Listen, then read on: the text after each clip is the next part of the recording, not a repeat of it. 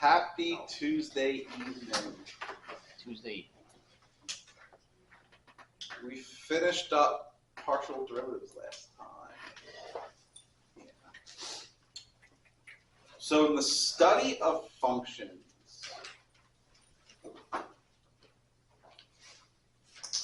you first learned what a function was.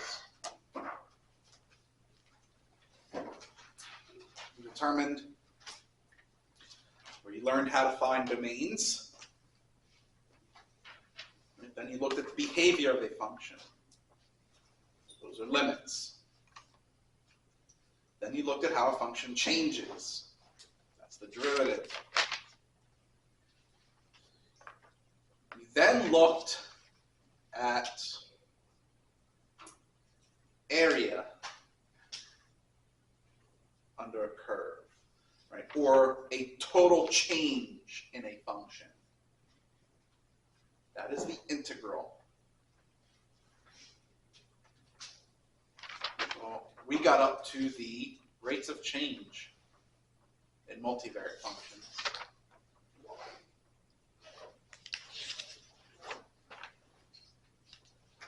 Multiple integration is next.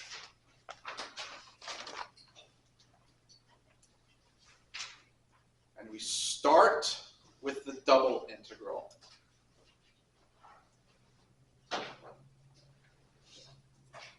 This is where the course really starts to get difficult.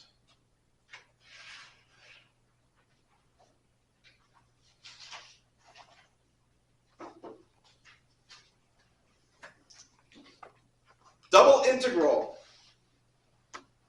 of a two-variate function f of xy over the rectangular region R in the xy plane is defined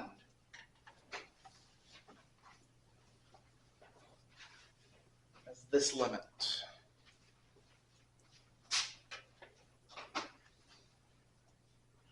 That is technically two limits.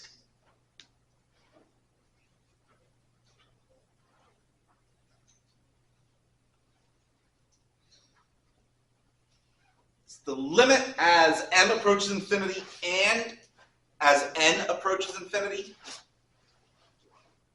of the summation I equals 1 to m of the summation j equals 1 to n f of xi star yi star delta a, where xi star yi star is an arbitrary point in the subrectangle R sub I, and delta a is defined as delta x times delta y. This is what's known as a double Riemann sum.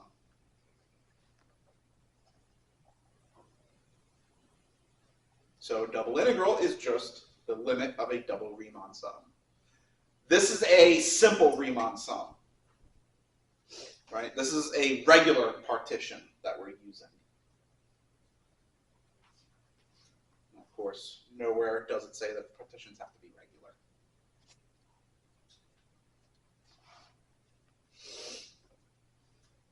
Unlike in Calc 1, where we actually worked with Riemann sums, or at least you should have, it is sadly a lost art. I'm probably one of the only few who still teach Riemann sums. We will not be working with double Riemann sums this semester.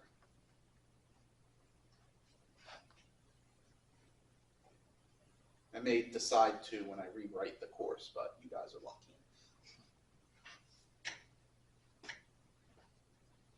So that is read as the double integral over R of f of xy dA.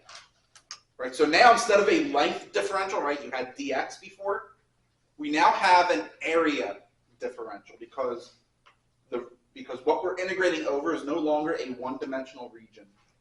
It's not a one-dimensional interval. It's now a two-dimensional region that has area. Which means when we move up to triple integrals, it's going to be a volume differential.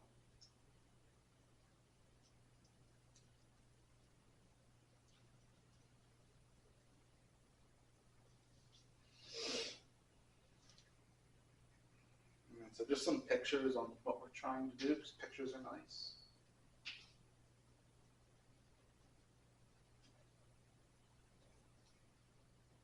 Right, so there we have our function, f of x, y. This is our region of integration. So it's what we're integrating over, it's the domain.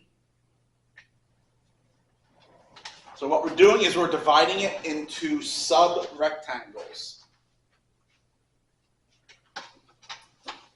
And notice, right, that region is rectangular. That is important.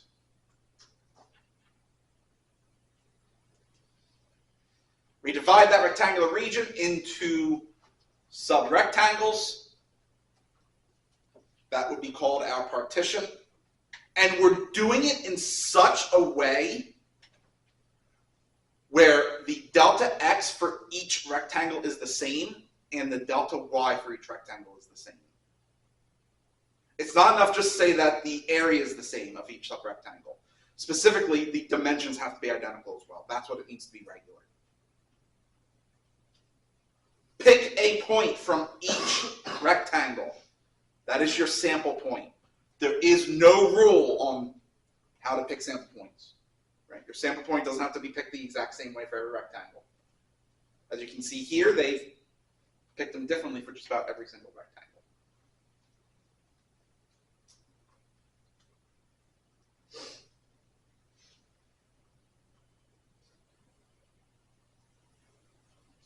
You then want to take that point, map it up to the function, evaluate what is the function at that point, or in other words,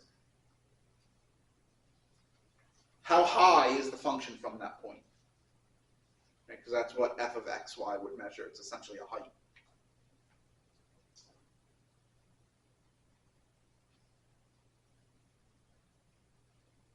And then what winds up happening is, as we let m and n go to infinity, the number of subrectangles that we have is also increasing to infinity. Right? So obviously the more subrectangles you have, the better the approximation. And so if you let them go to infinity, it will converge to the true value.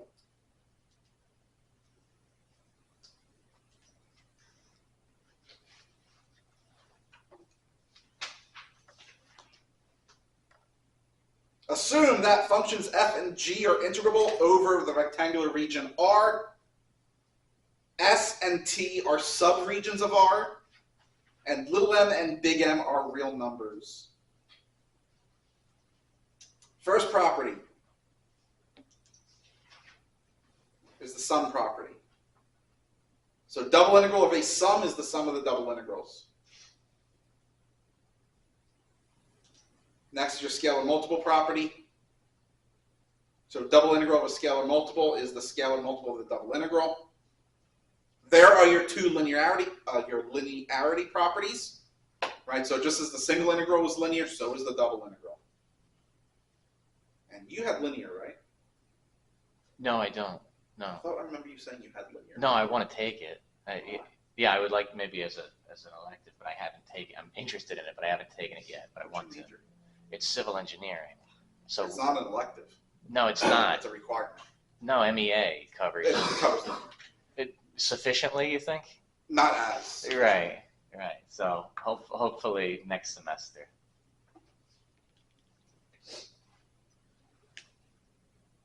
Been working towards it. Linear is a fun course. Yes. Wait, linear algebra? Oh, I'm planning to take it next year. Next semester. It's a fun course. Oh, God. It's harder than this course. Oh, God.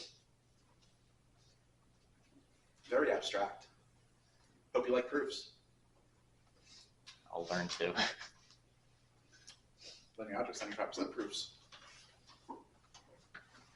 Learn to like them. So, with single integrals, you were able to split the interval at some point, right? And that would just be the sum of the two integrals? Well, same thing with double integrals. If you split your rectangle into two subrectangles that do not overlap, that's what the intersection being empty means. So it's the union of two non-overlapping, except possibly at the boundary, regions. Then your double integral is just the sum of the two. And again, this can extend to if it's 3, 4, 5 regions. You can divide it however many times you want. But again, just like with single integrals, the important thing is they're not overlapping except possibly on the boundary. So they can share a boundary, but that's the only overlap that's allowed for the region. Otherwise, you're essentially double counting.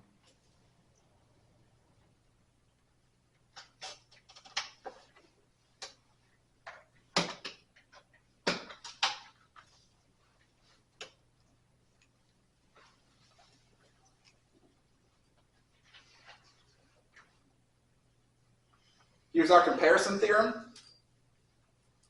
If f is greater than or equal to g for all xy in your rectangular region R, then the integral of f over that region is going to be greater than or equal to the integral of g over the same region.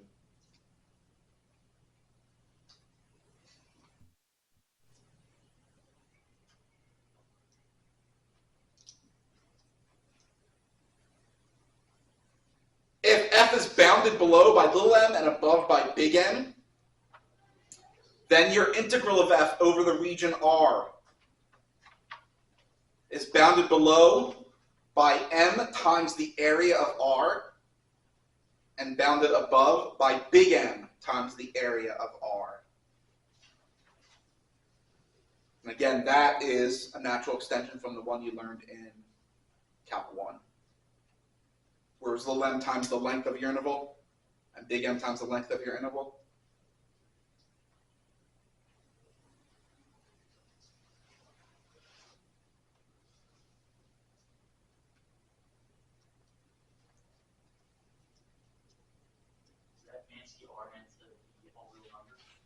No, that's a rectangular region. Oh. That is what's called MathCal.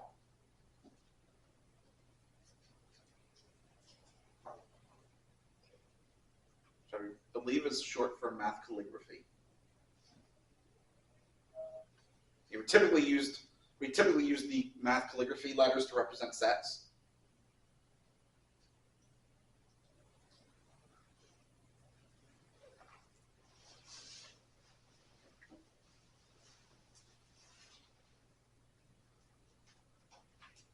If I was going to do real numbers, it'd be a math blackboard bold, so that you'd have the double lines. That would be the real numbers. But you have to be careful because there are some texts that do use this to represent real numbers that are. But I think they bold it. I never liked that notation, but just be aware of that. The A parentheses R, is that multiplication or does that mean? No, that's area of R. Area of R.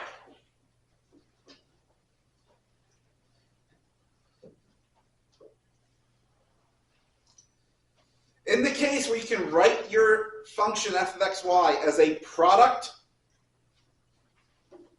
of a function g of x and a function h of y, notice that g is totally in terms of x, h is totally in terms of y. Then over your rectangle, over the rectangle AB cross CD, which means that your x goes from A to B, your y goes C to D. The integral of f of xy is the product of single integrals. The integral from A to B of g times the integral C to D of h.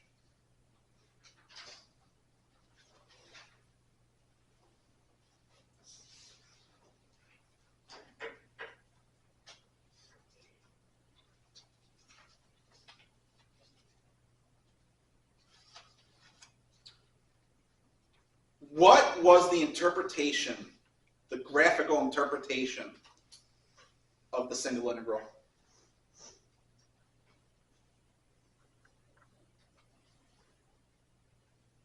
Area between the curve and the x-axis. You're almost correct. Area below the curve but above the x-axis. Almost correct. That is only true if your function is positive. Area between, Again, only true if the function is positive.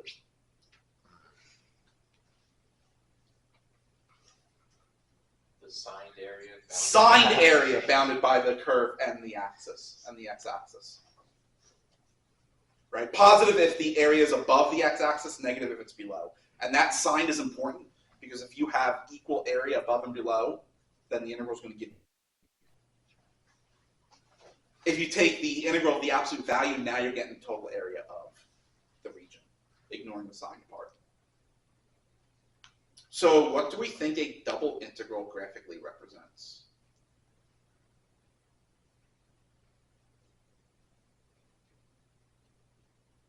The signed volume?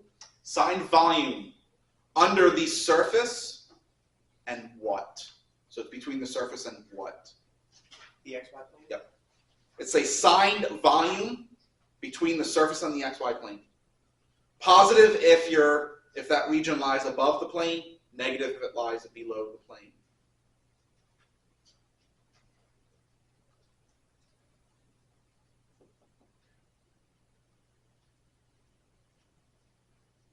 If you were to take the integral dx, so integral from a to b of dx, what does that give you?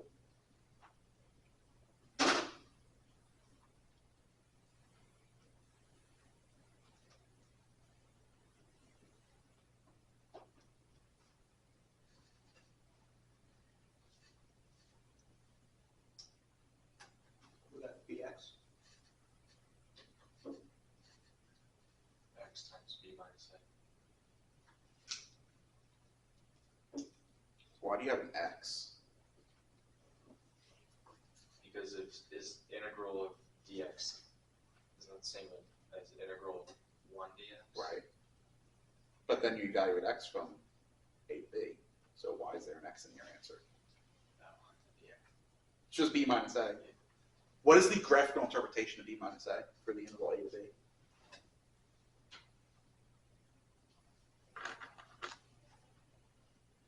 Straight line? Horizontal line? No, it's a line segment, I agree. But what would b minus a represent?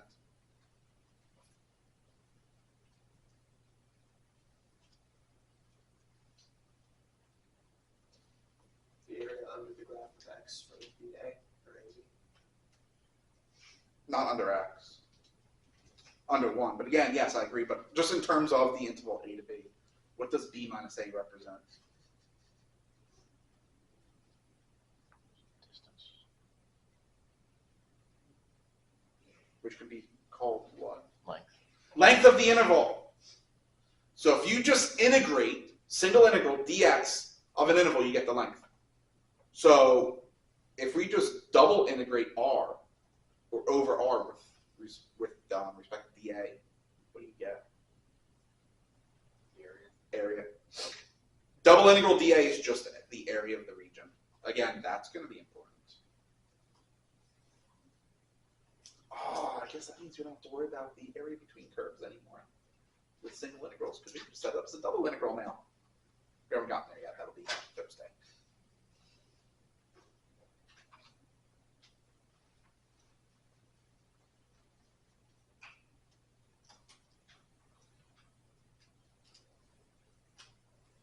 So the idea of iterated integrals.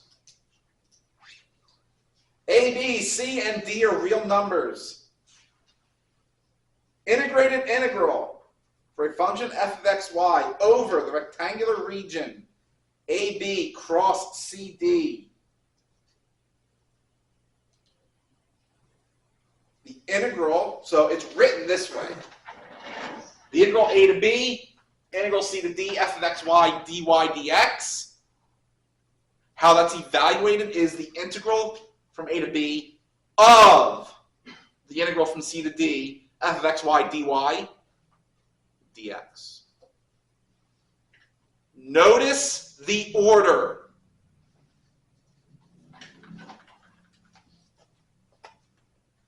C to D matches with dy. You integrate with respect to y first. So you start in and work your way out.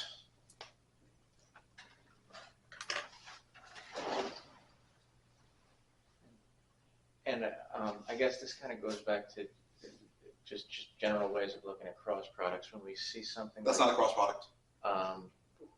well, That is a Cartesian product. okay.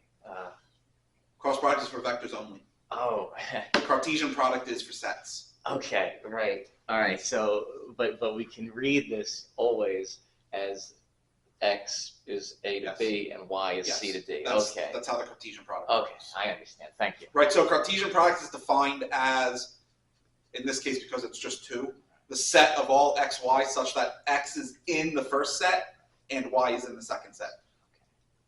Okay. Well, so in this case it would be the set of all x, y such that x is between a and b and y is between c and d. Thank you.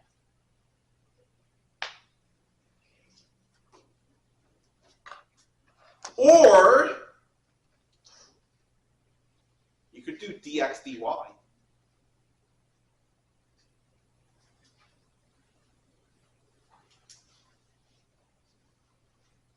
But again, pay attention to the order.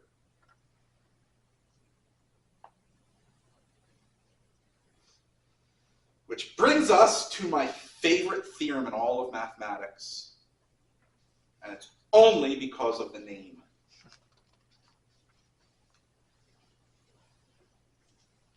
Fubini's theorem. Love that name. I was going to name my firstborn that, but my wife wasn't having any of it. She's so fun. All right, that's what I said. Now I get to call her an old hag. She's finally crossed that threshold. 30 today. Wow. I made sure she knew it too. She said, "I'm not." I said, "You're right there on the doorstep of gray hairs and wrinkles. You're old."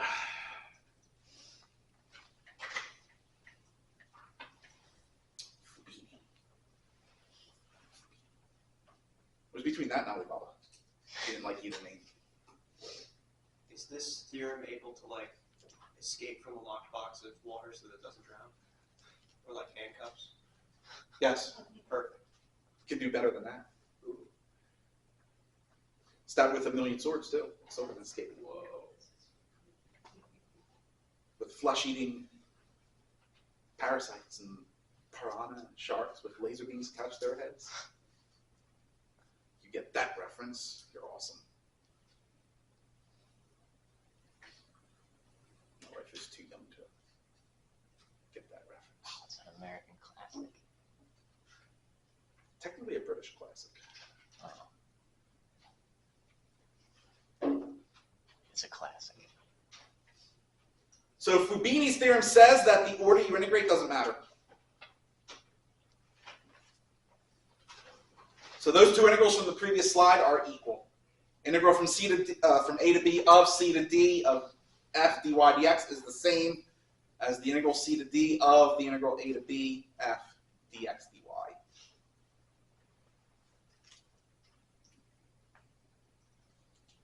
Now, I already went over this. Area is a double integral. So there it is.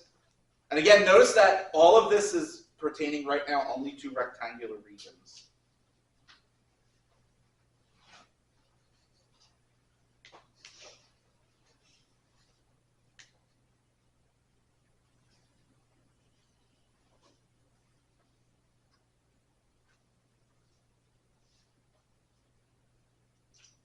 And average value. Do you remember what average value of a single variate function was? Average value over an interval?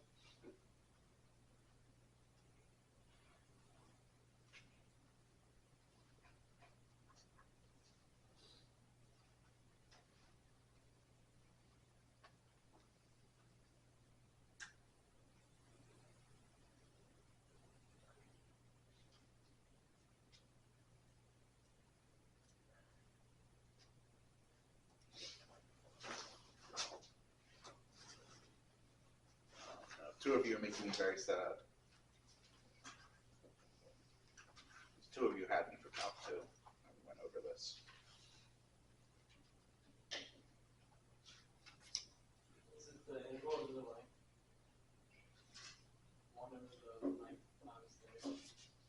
Integral of the interval of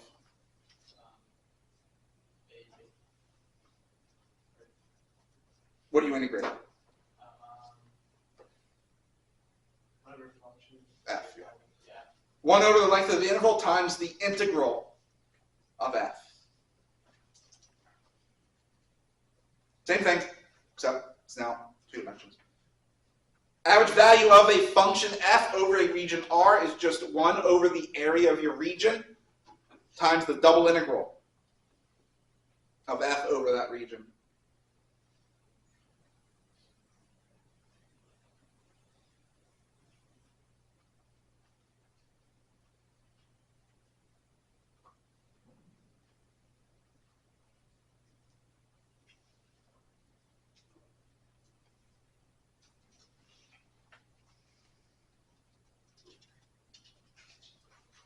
And that takes care of all the prelims.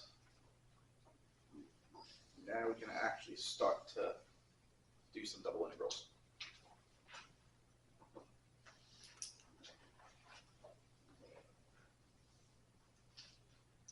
Before we start doing double integrals, we're going to start by evaluating an iterated integral. So we're going to look at some iterated integrals first. See how they work. Because when we go to do the double integral over a rectangular region, it's set up as an iterated integral. Right? That was Fubini's theorem.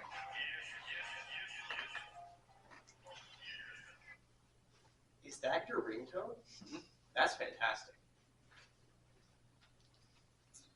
I want the no one, but I can't find that. Oh. I have a ringtone for that. I have to get the audio file. Okay. What you call me? No.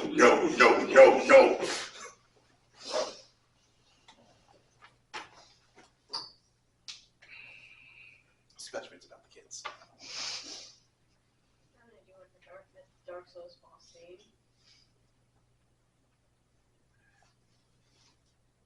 There are better themes.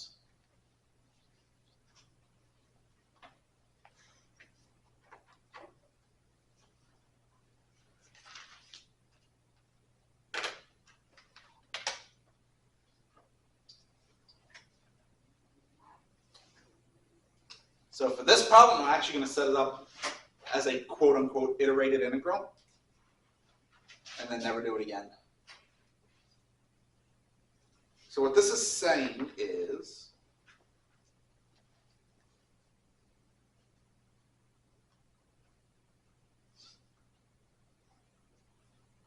that. And that's what I mean by setting up as an iterated integral.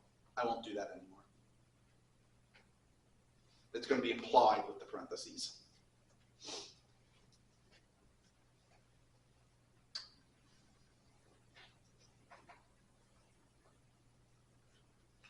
What is the antiderivative, the simple antiderivative dy?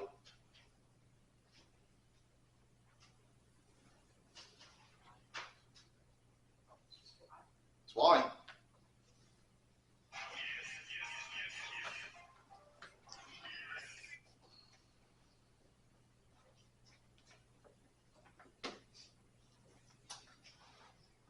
And then c.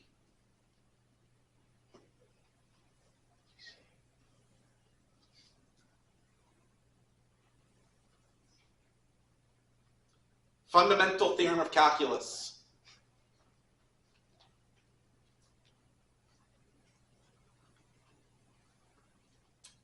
Evaluate y over x squared to x.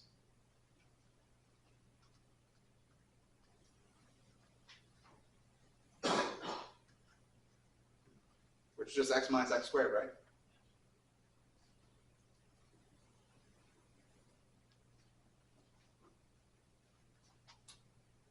Do the process again. What is the simple antiderivative of x minus x squared? X squared minus 1/3 x. That? Isn't it But like then you x got squared 1/2 over on half? first. Over half? Over 2. Over 2. Over half is 2. Evaluate that from 0 to 1, which is very easy. Just half minus a third.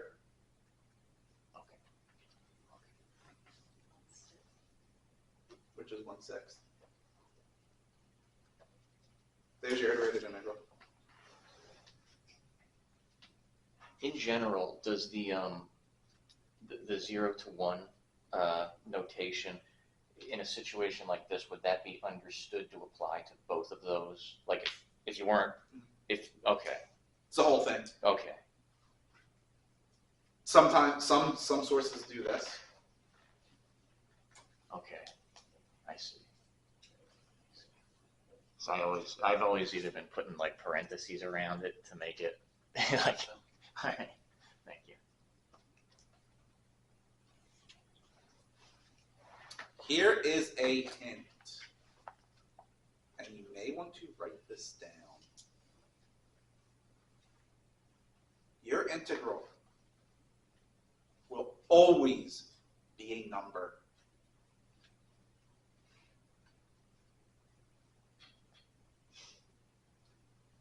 If you get a function as your final answer, you did something wrong.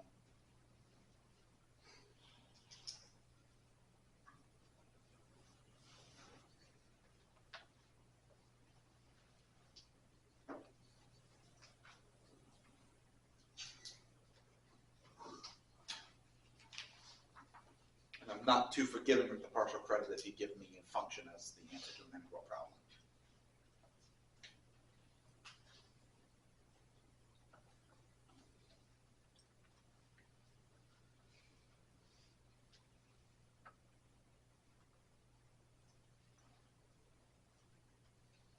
Antiderivative of x plus y with respect to x.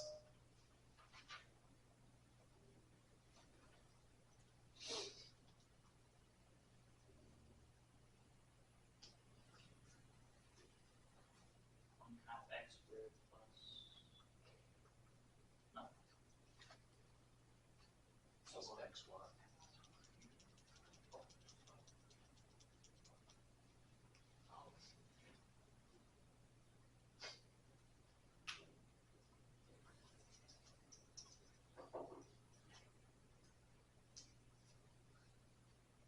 Evaluate that.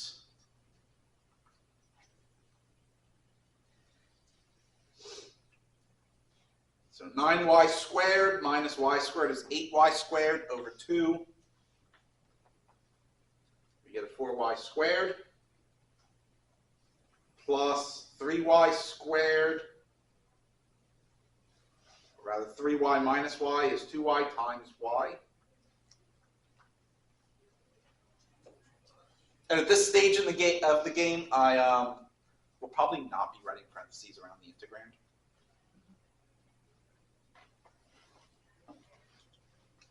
That dy differential is implied to be for the entire thing.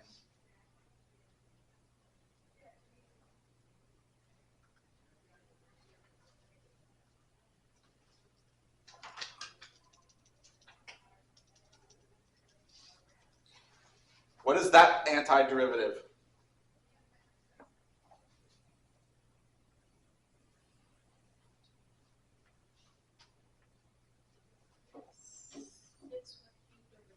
Which is what?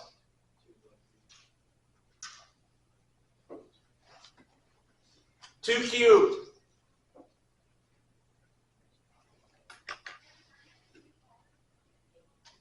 One cubed. 1. 8 minus 1 times 2. There's your integral.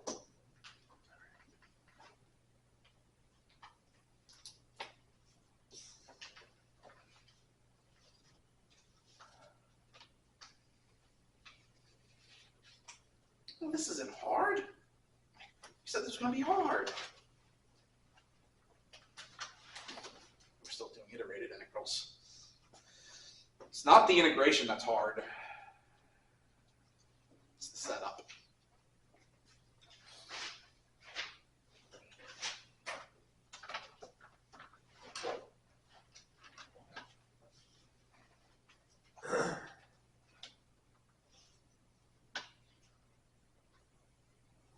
What are we integrating with respect to first?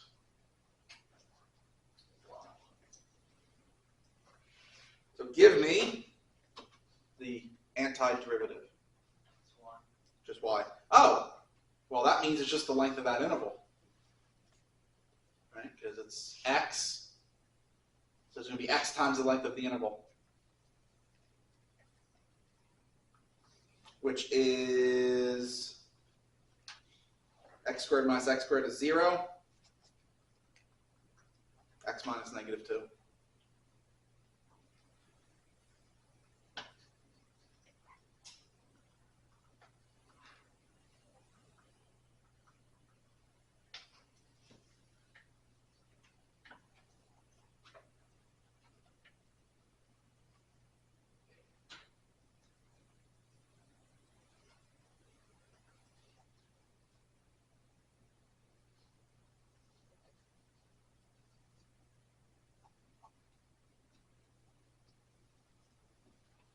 What is that antiderivative?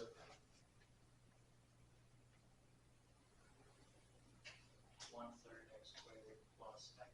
What do you say? 1/3 plus x cubed plus x squared. Oh wait, no. 1/3 x cubed plus x squared.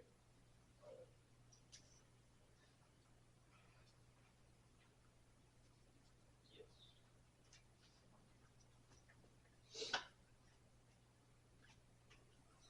This is negative one that you're creating one. Should it be negative?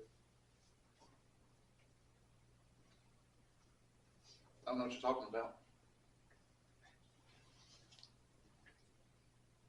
Note to self delete that portion of the video. So it never happened.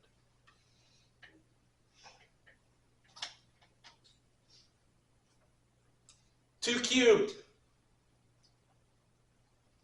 Negative 1 cubed. 8 minus negative 1 over 3. 2 squared.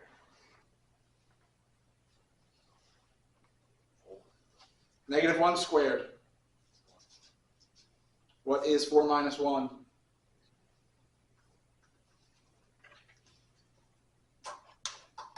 Integral value top to 6.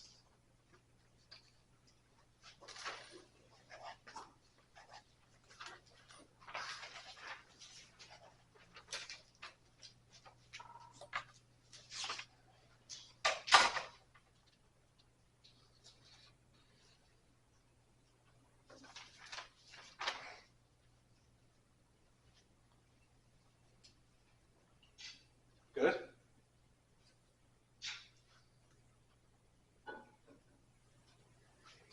So just so I'm sure, when you get to this point, you just basically work in the order it's given, starting from inside to out. Work from the inside out. Inside out. Got it. Cool. Thank you.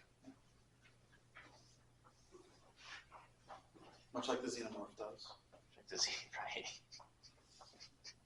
Just like the xenomorph.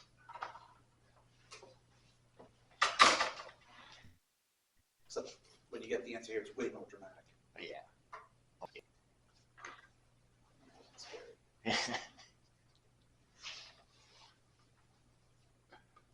The baby xenomorph is scary. And the original, the normal xenomorph is not. No, scary. It's all pretty scary to me. Especially not after you see the spoof where they then have the baby xenomorph put on a top hat and the cane start dancing. That's Spaceballs, right? I forget what it's from. It's funny as hell. Yeah.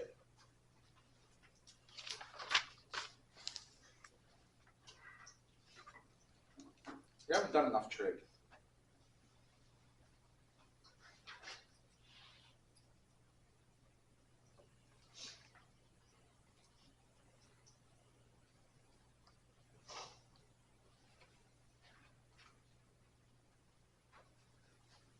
What are we integrating with respect to?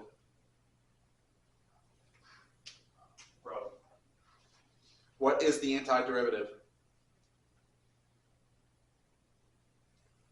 Rho squared over 2 sine theta.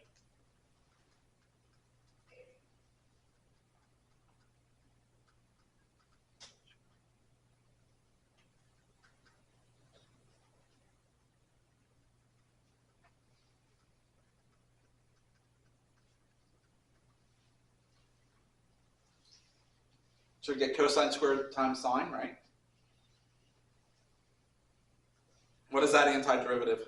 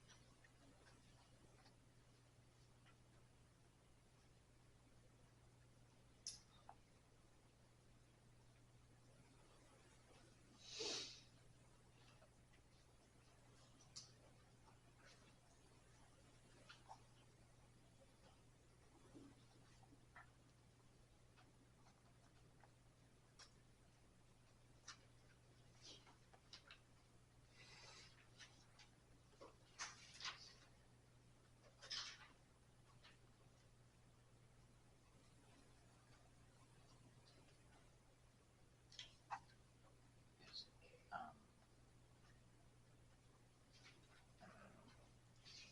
I did use substitution. Is it negative cosine cube theta over 6 from 0 to pi? And that's way too long. Okay, What's the derivative of cosine? negative sign. Add 1, divide by the same. Negative 1/6 cosine cubed.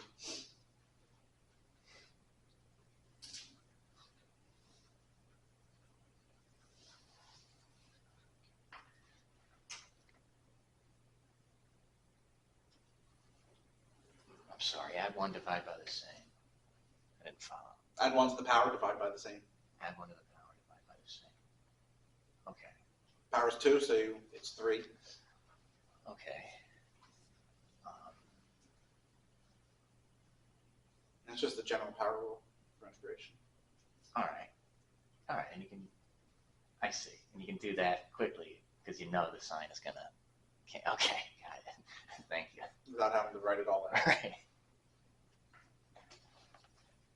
Now, yeah, at this stage, I'm going to be doing a lot of those simple change of variables in my head. I even did it in Calc 2, to be honest.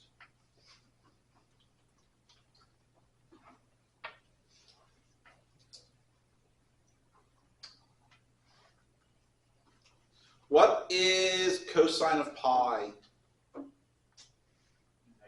cubed? -1. What is cosine of 0 1. cubed? 1. Negative 1 minus 1. 0. Oh, wait.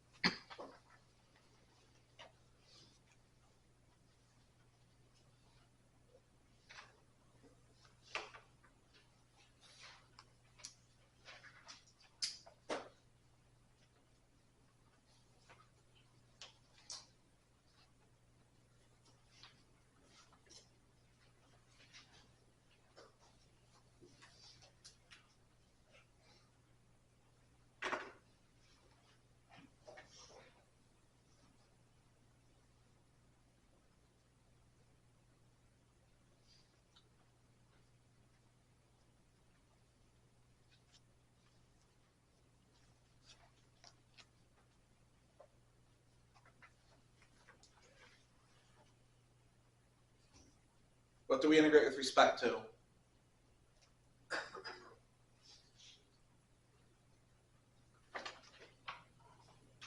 What is the antiderivative? 1/4 through the power, or I don't say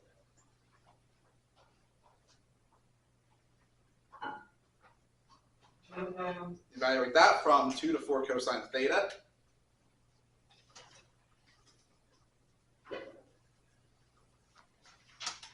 What is 2 to the 4th? No, I'm sorry, you're right, but 4 to the 4th. 2d6.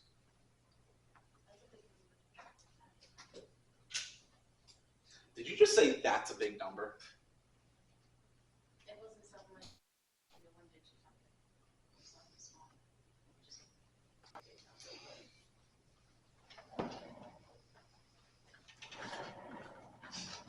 remind me, what's your major? Do you need a reminder? You remind me every day what my major is. What branch are you focusing on? I don't know, lasers or fuel. And that's a big number. Oh boy. Oh boy. You're in for a shock. That's a really small number. I would agree with you if you were focusing on quantum. That's a really big number. That's a lot of particles. But if you're focusing on lasers, that's a very, very small number.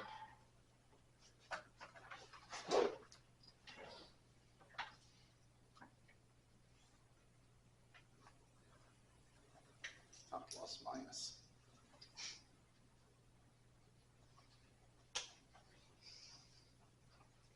I'm going to split this into two integrals.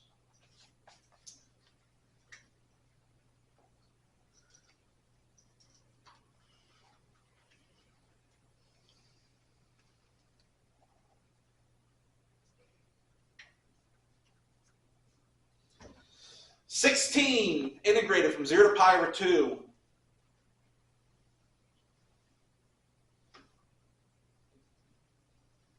It's 8 pi. Times a quarter. 2 pi. What's 256 over 4?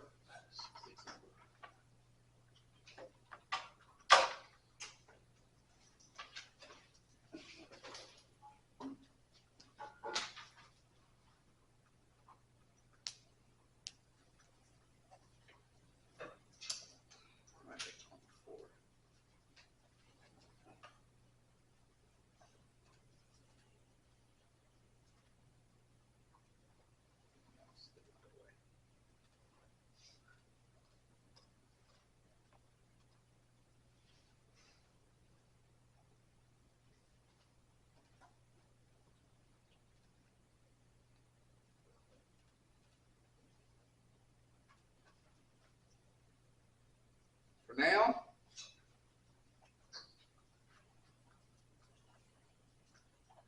let's just focus on that integral. How would you evaluate that?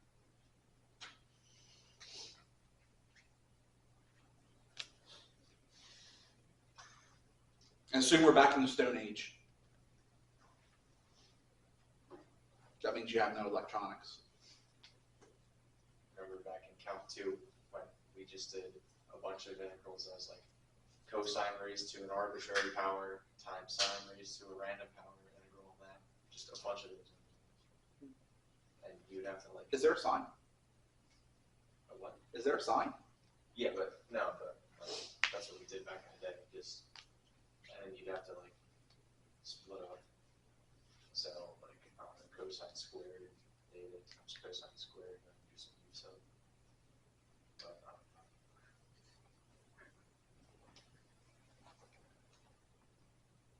That's how you want to do it. Be my guest. I'm not going to stop you. I know it's not 1/5 cosine to the. It's definitely not that. No. I kind of liked your idea of cosine squared times cosine squared. I said kind of. You just call it cosine squared squared, and then replace your cosine squared with 1 minus. Oh dear. Oh, God.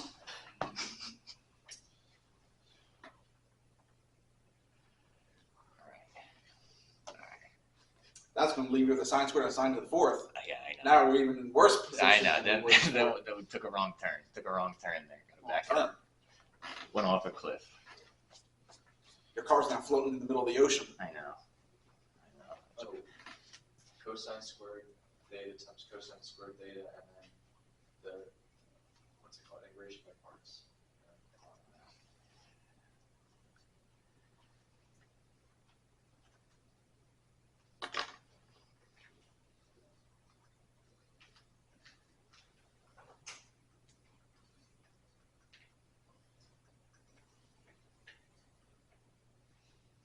Like that. Keep it ready it out.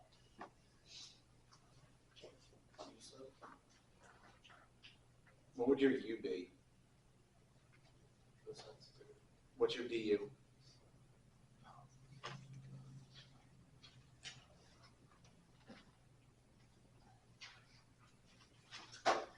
Spoiler alert, your DU is not in the integrand, so that won't work.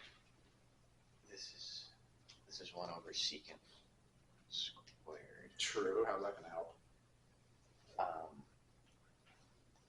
Tangent. No, it doesn't. No. All right. What am I thinking?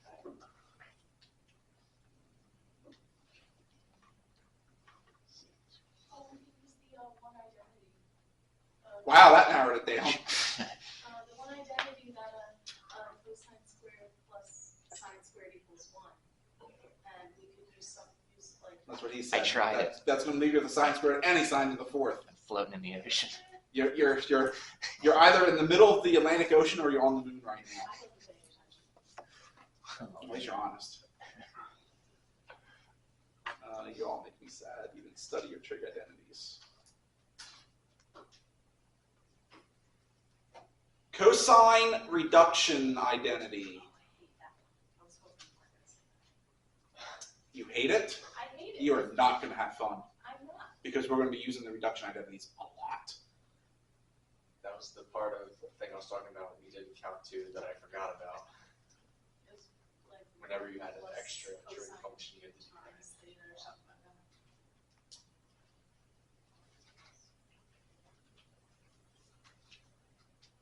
This is how I'm going to tackle it.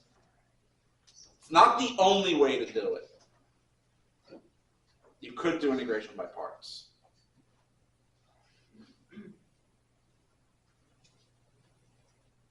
But you wouldn't do cosine squared and cosine squared at that point. You'd do cosine and cosine cubed. U would be cosine cubed, dv would be cosine. Because you can't integrate cosine squared without using this identity.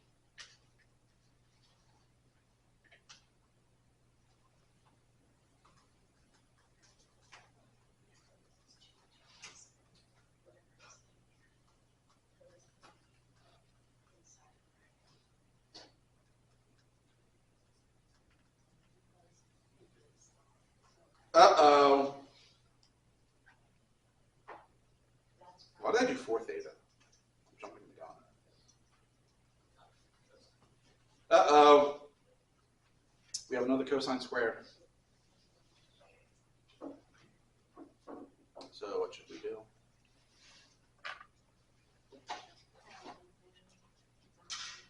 Reduction identity again. I swear there's an easier method to this. There's not. This is the easiest method. Outside of using electronics, this is the easiest method. Otherwise, you have to use integration by parts.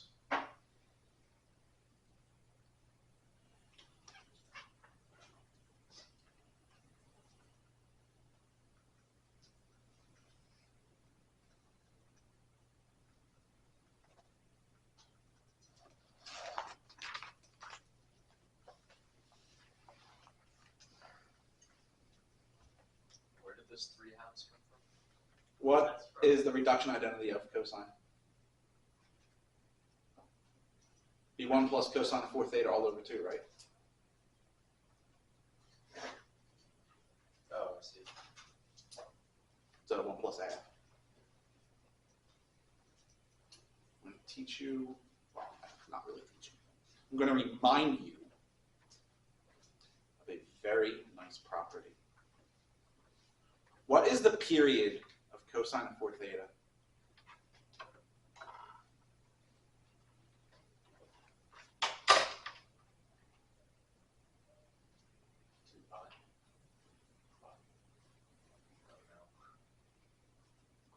I agree that 2 pi is the period of cosine of theta.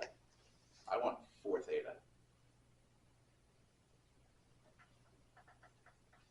So it's not 2 pi. Would it be pi over 2? Would it be? You sure? Yeah. It's pi over 2. What's the length of the interval we're integrating over? Is that a multiple of the period?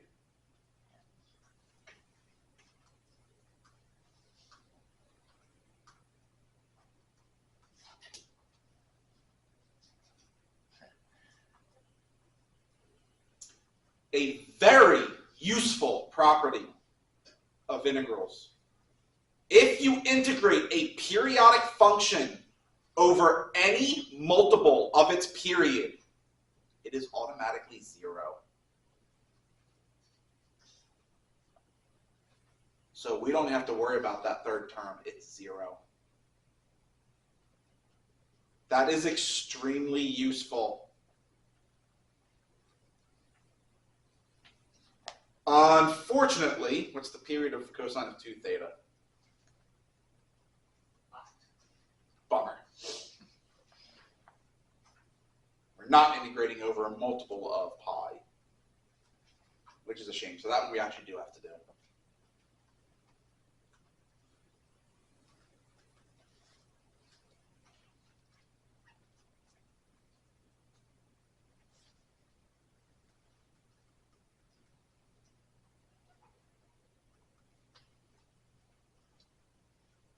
Antiderivative of 2 cosine 2 theta.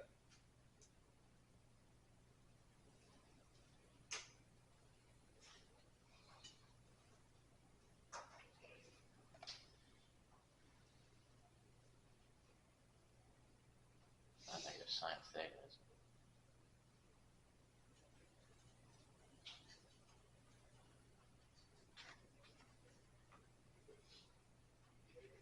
What's the derivative of 2 theta? 2. Oh, look, we have a 2. What's the antiderivative of cosine of u? Negative sine. No. Sine u theta? Positive sine.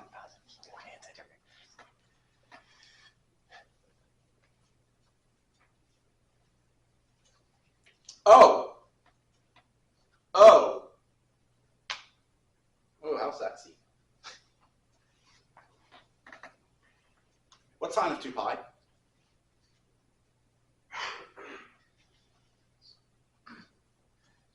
What sine of 0?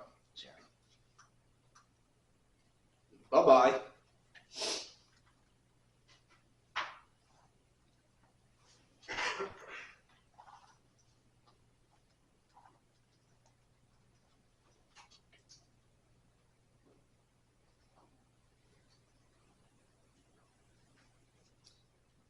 That whole thing's just 3 pi over 16. Why did it go from pi halves, the bound, when you're integrating from pi half, from 0 to pi halves to 0 to pi? That's a good question. Doesn't change it. It's still 0.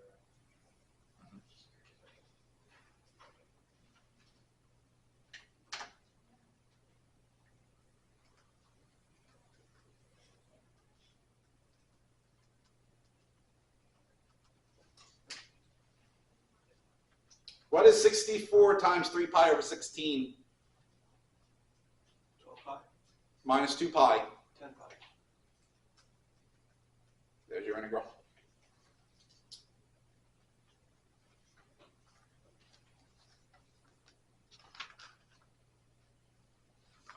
The reduction identity is going to be extremely important. And the integral of a periodic function is going to be extremely important.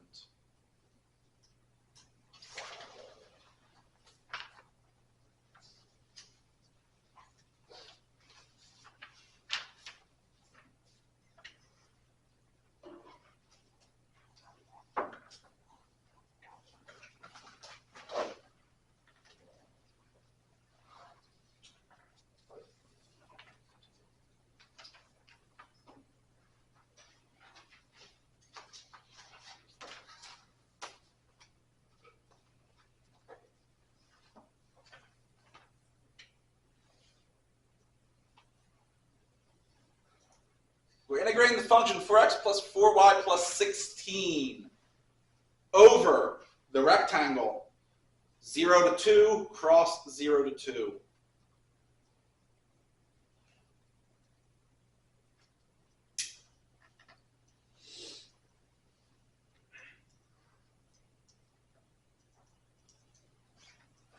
First, set up your integral.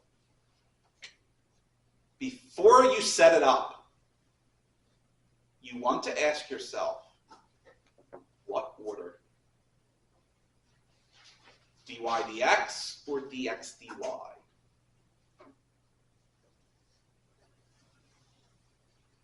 Should the order matter?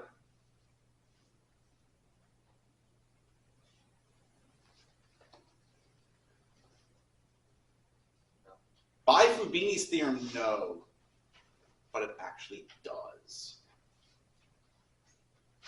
In this case, it doesn't. There will be problems where you'll try one order and it is impossible to do in that order.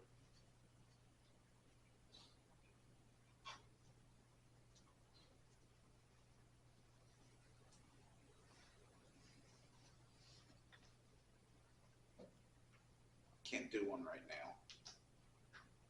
Can't think of one right now off the top of my head. That would require general regions, which we do on Thursday.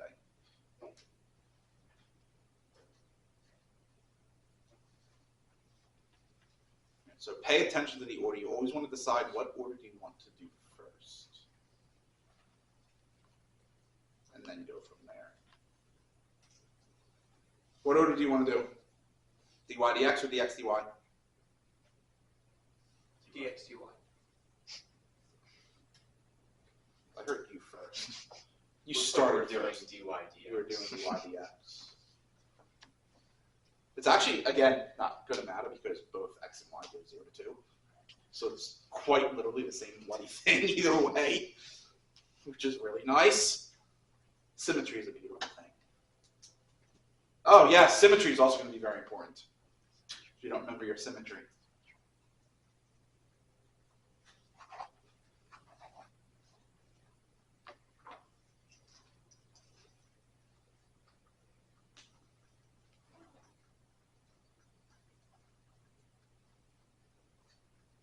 We said dy first, right? Yes.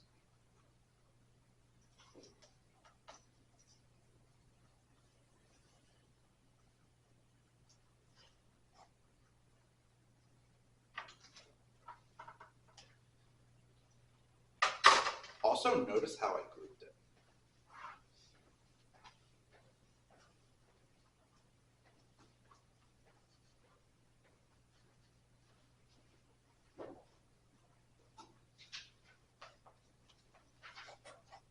Integrate with respect to y.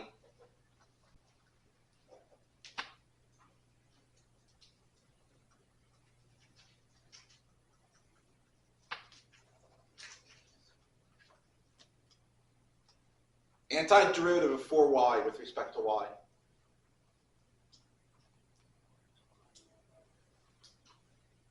Dy squared.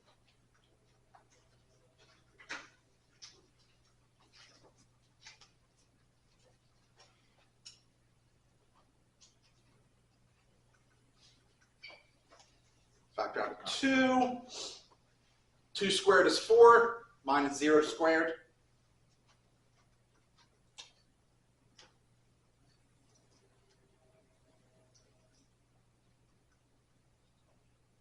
This becomes 4x plus 20, right? Oh, look, now I can factor out of 4.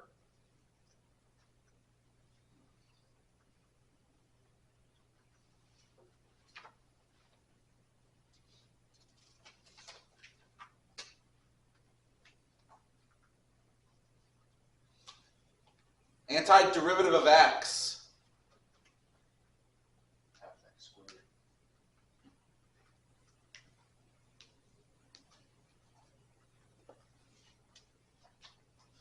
And integrating 5 is just 5 times the length.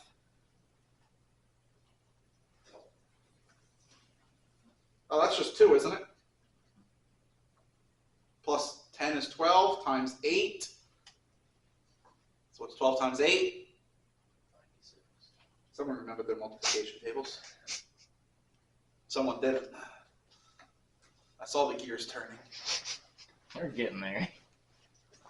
In 6th grade, our math teacher made us memorize our squares up to 20 squared, and we had a quiz on it. 6th grade, what took them so long? And then up to 25 was extra credit, so I won't have numbers. It's not really hard to do squares. Just use algebra. Want to do do 17 squared, it's 10 plus 7 all squared. 10 squared plus twice the 70 plus 7 squared. It's 289. You don't need to really worry about that. It's very easy. When you start to get to the cubes, that it becomes a little more difficult. Now expanding out a cubic is a little more difficult. It's x cubed plus 3x squared y plus 3xy squared plus y cubed. Requires a little bit more thought, though. 6 towers is also fun.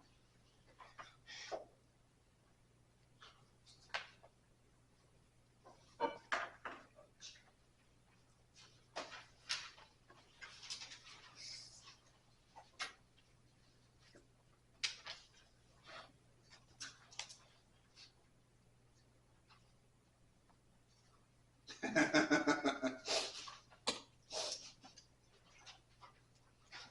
do not like that layout.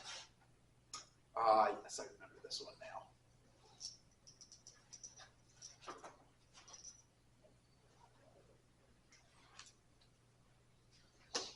What order do you want to do?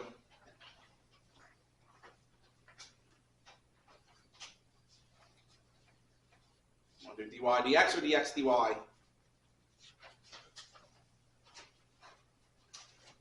I guess the real question should be, do you want the pain first, or do you want to delay the pain? Let's do the pain first so the pain doesn't become worse later. Dx dy it is then, which is not how I did it in my notes, so this will be fine.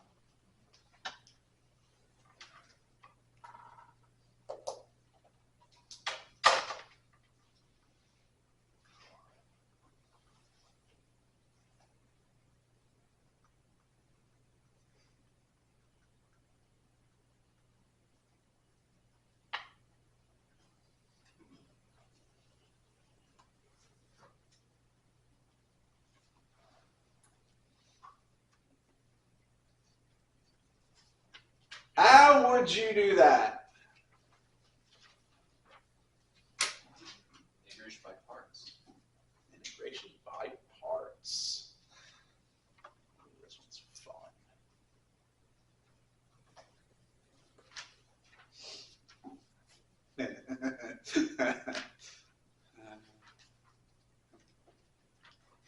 How much time do I have left? Oh dear, no, okay, an hour left. It might not be enough time. Let's come back to that one. Back to that if there's time.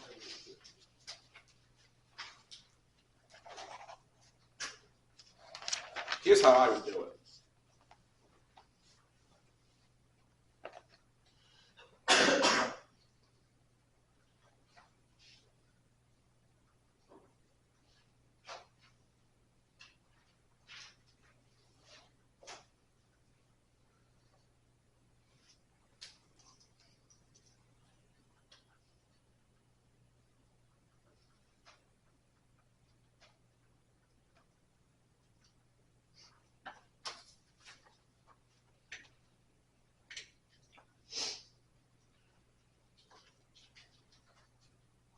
That answer's so obvious. And then I move on with my life. That's after a lot of pain. We'll come back to it if I have time. Otherwise, I'll leave it as an exercise for you. No pain, no gain. The other thing is I'm the instructor, so I've already done all the gains I need. So I get to avoid the pain. Volume of the solid that lies above the rectangle 0, 2 cross 0, 2 and below the elliptic paraboloid given by z equals 49 minus x squared minus 3y squared.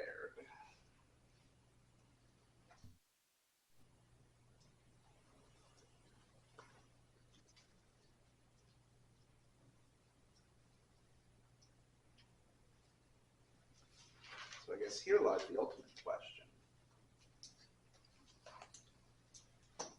Will that ever dip below the xy plane?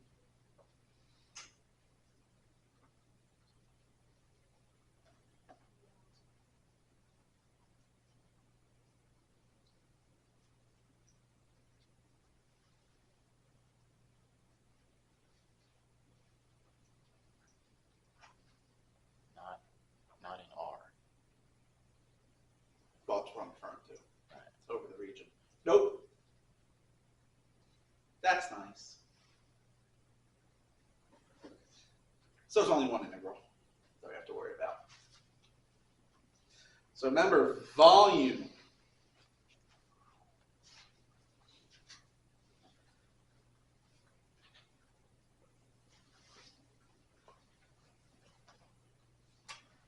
integrate the function over your domain.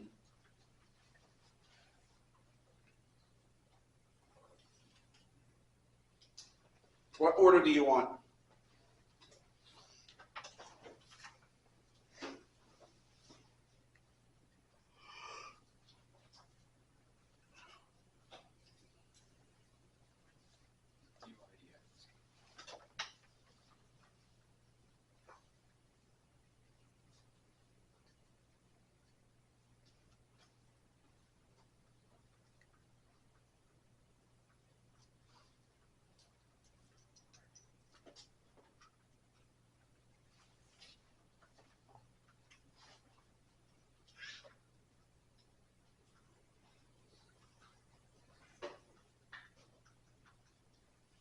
And first term is going to integrate like that.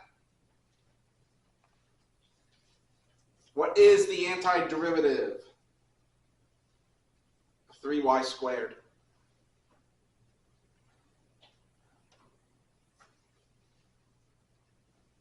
R cubed.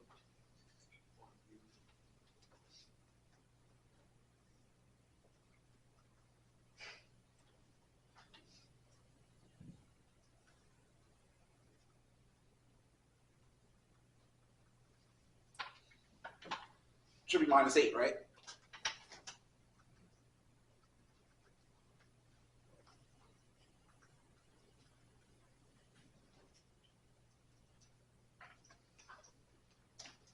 And then it's 49 minus 4.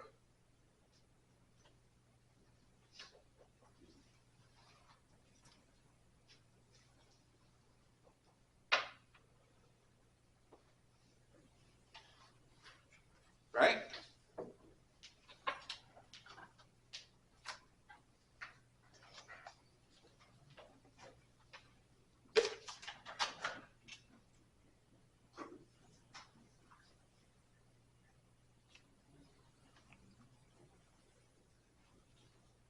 Interesting. Lots of prices. What's that antiderivative? Well, first term is 90.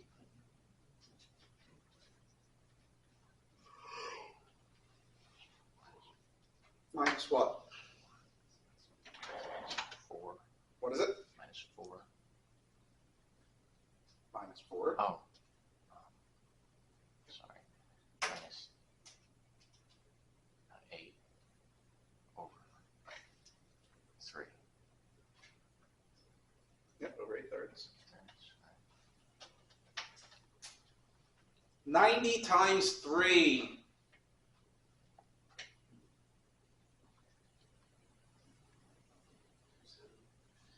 $270 minus 8 times 2.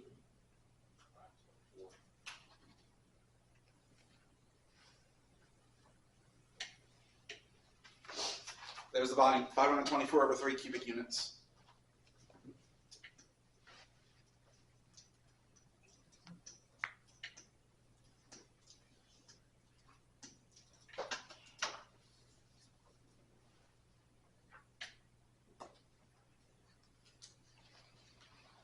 Average value.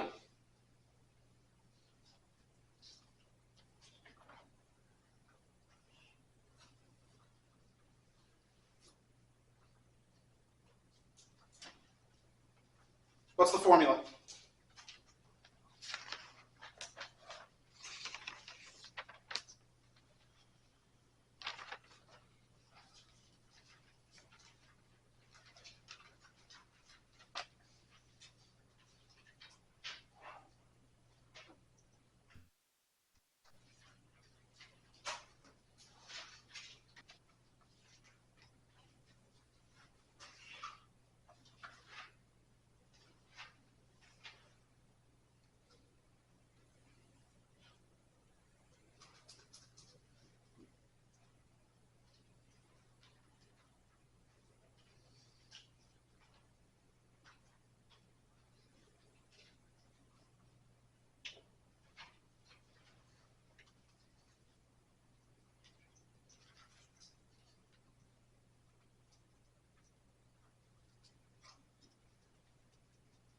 rectangle, one over the area of R. And, no, I messed up my handwriting.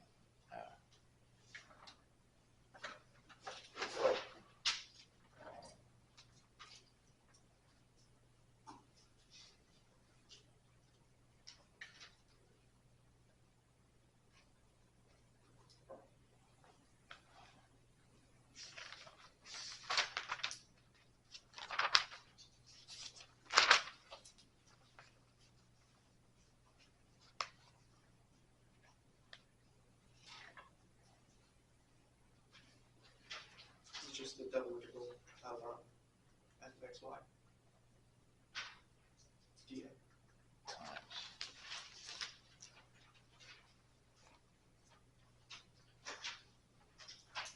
It's incomplete.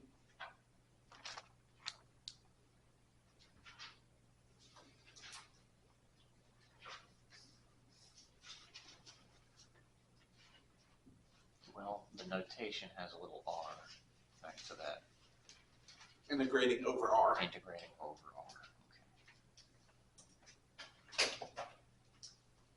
What is the area of the rectangle?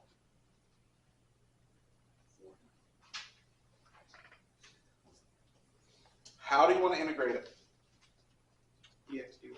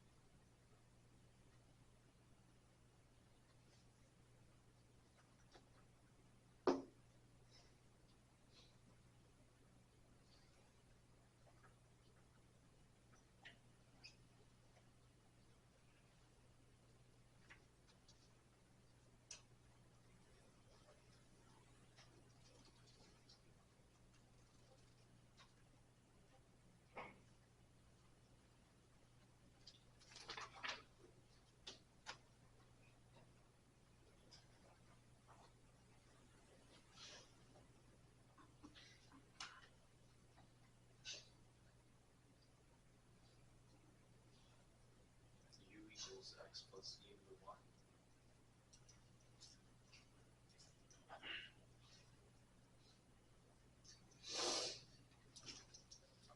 What would partial of u be with respect to x in that case?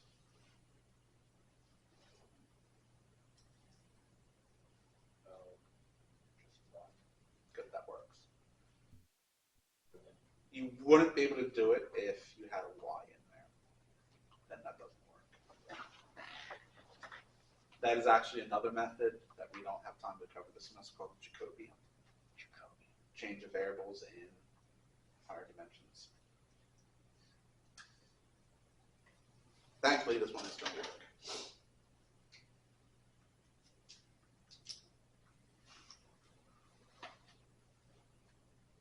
Ooh, this is going to be really fun. So what's the antiderivative?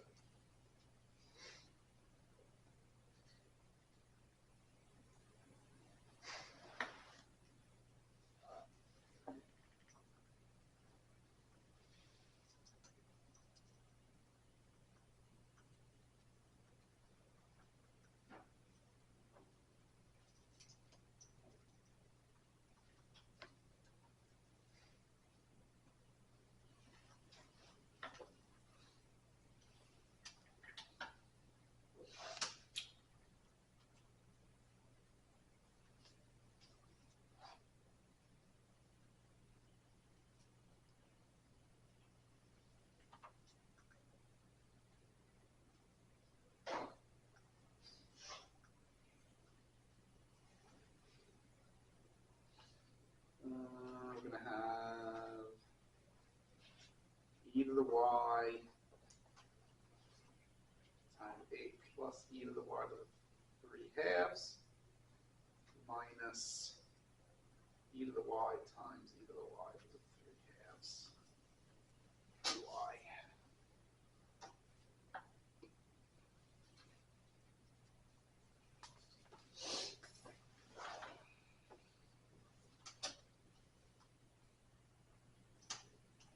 That one's easy.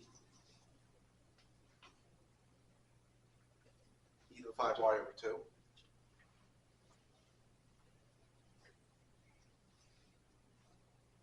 E to the y would wind up being e to the y plus 3/2 y.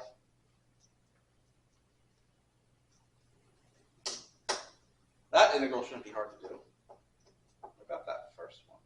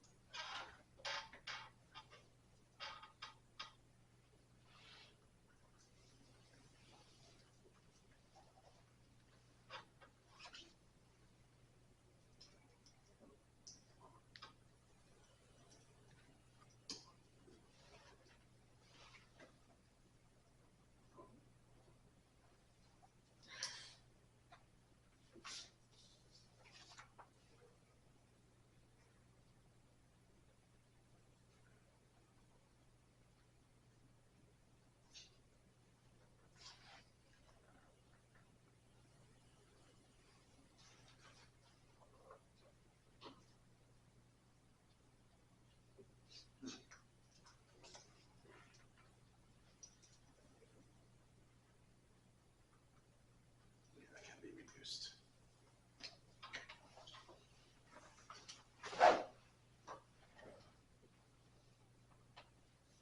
Get your hand up? No. Oh, I thought you were volunteering an answer.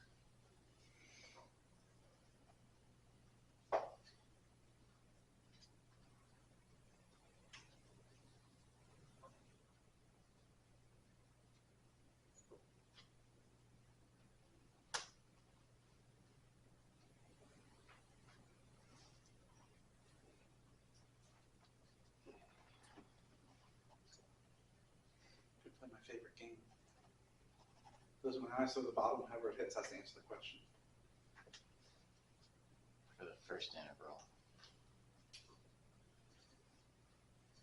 For the first integral. Alright, is it 3 over 2, then in parentheses 8 plus e to the y.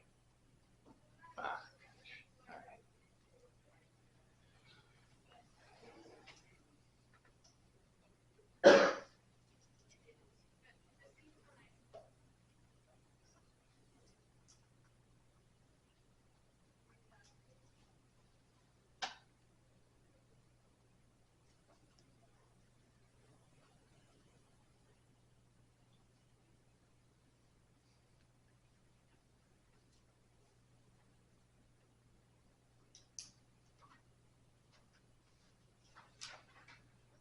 You're on the right track, you executed it poorly.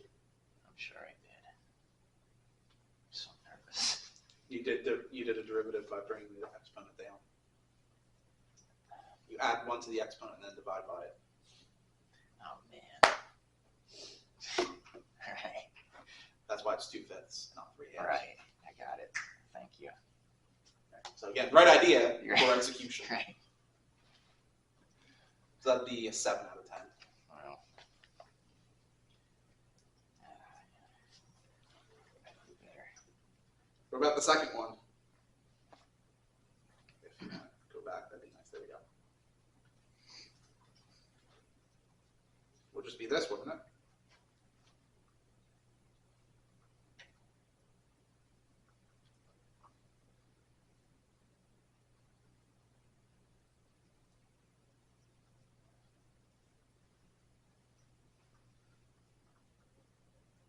We can Factor out the 2/5, which is nice.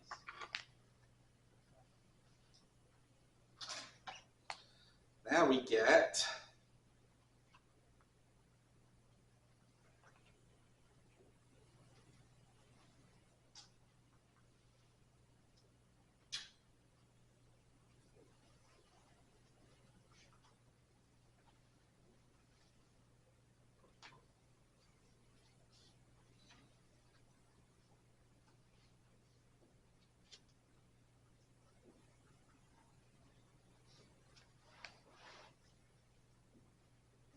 when you evaluate, should get that, right?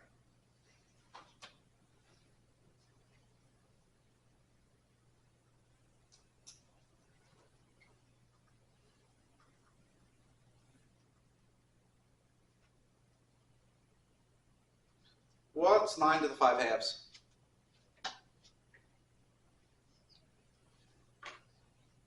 343. Or that's 3 to the 5th. 3 to the 5th. 243. 243. Plus 1. Or, yeah, so it'd be negative 243 plus 1. Negative 242, right? What is e to the 25 halves? Good luck. E to the 25 halves. 8 plus e to the 5th to the 5 halves. Stays.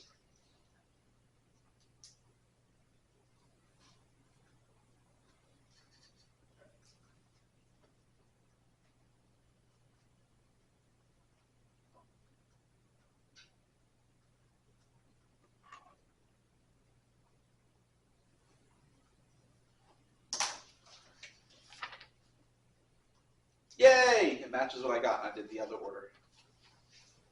That's nice. That means I did maths right. Just worried there for a minute, but I wasn't going to get the right answer. Then I cried. Luckily, that didn't happen.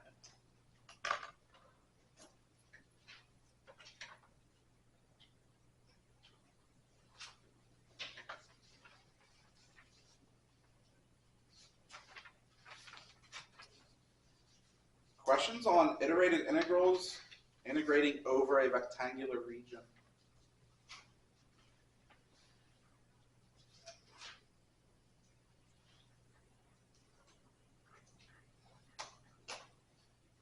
Your challenge is to do that. Technology.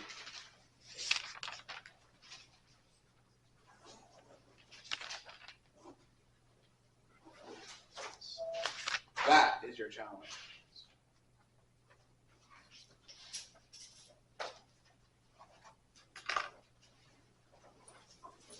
And you have 3 homework assignments coming up. One tonight, one Thursday night, and then one next Tuesday night. Next class, we're going to extend the idea of integrating over rectangular regions to integrating over a more general region. So like a blob shape, for instance. See you then.